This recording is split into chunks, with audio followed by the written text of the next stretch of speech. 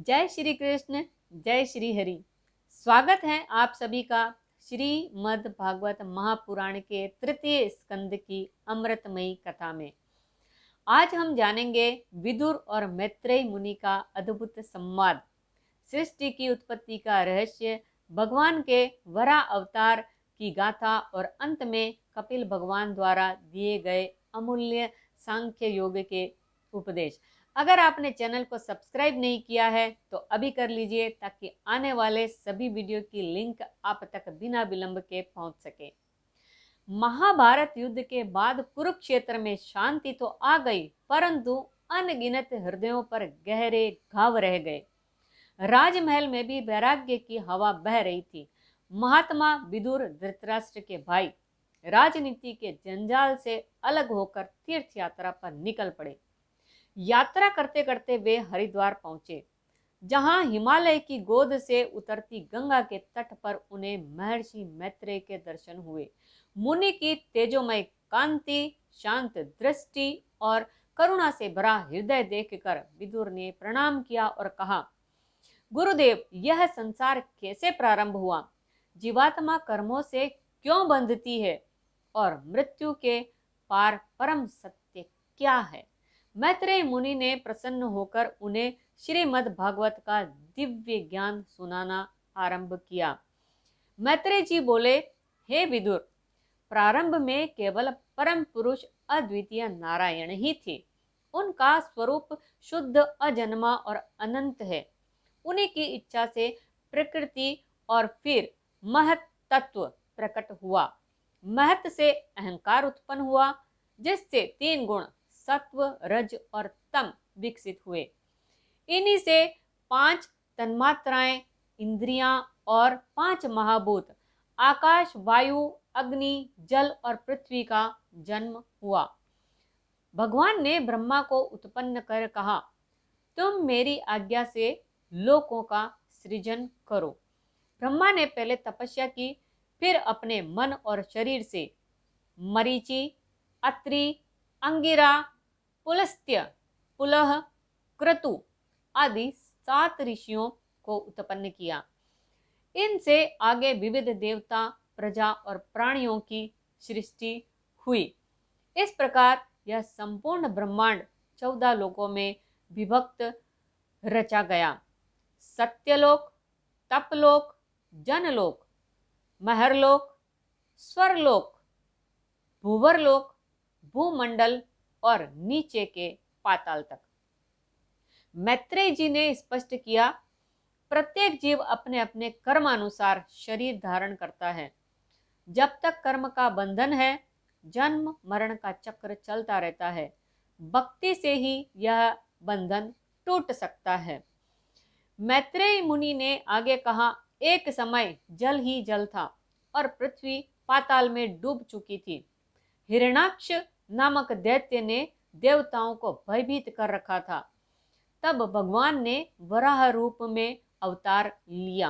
आकाश में अचानक बादलों सा गूंजता एक गर्जना हुआ। सुनहरी कानों वाला, पर्वत के समान विशाल देह, तीखे दांतों वाला वह दिव्य वराह देवताओं ने विस्मय से देखा। भगवान वराह ने समुद्र में गोता लगाया, जल को चीरते हुए पाताल तक पहुंचे, पृथ्वी को अपने 2 दांतों पर उठाया। हिरण्याक्ष ने उनका मार्ग रोका। घोर युद्ध हुआ, पर अंत में भगवान ने उस दैत्य का संहार कर पृथ्वी को सुरक्षित स्थापित किया। देवताओं ने स्तुति की, नमः श्री वराहाय धरणीधराय। प्रभो, आपने जगत को संहार से बचाया।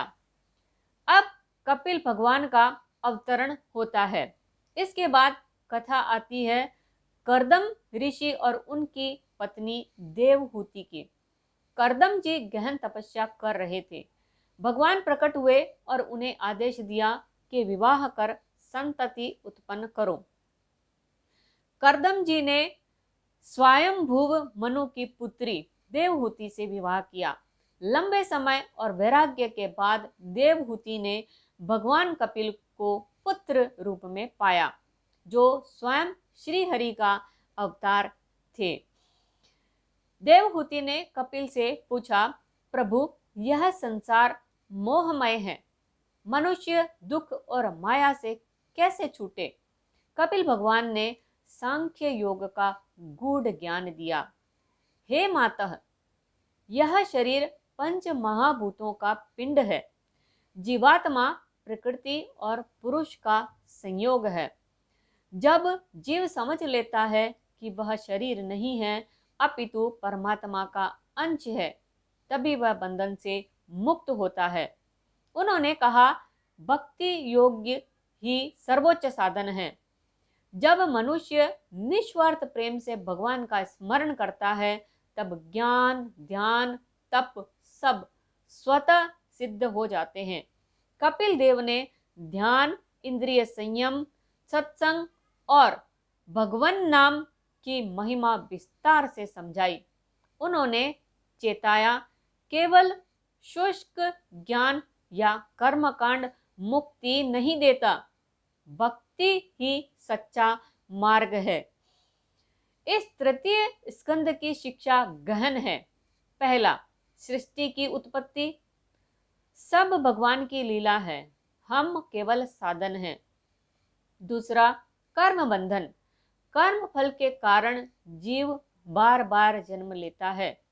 तीसरा, भक्ति की श्रेष्ठता। ज्ञान और योग तब तक अपूर्ण है जब तक उनमें प्रेम और नाम स्मरण न हो। चौथा, आत्मबोध। हम शरीर नहीं, शुद्ध आत्मा हैं।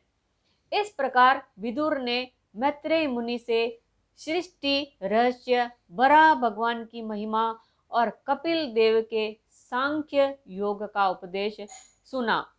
यह हमें सिखाता है कि संसार के हर उतार चढ़ाव के पार भक्ति और आत्मज्ञान ही शाश्वत सत्य है। अगले भाग में हम चतुर्थ स्कंद की दिव्य कथाएं सुनेंगे। जय श्री कृष्ण, जय कपिल देव।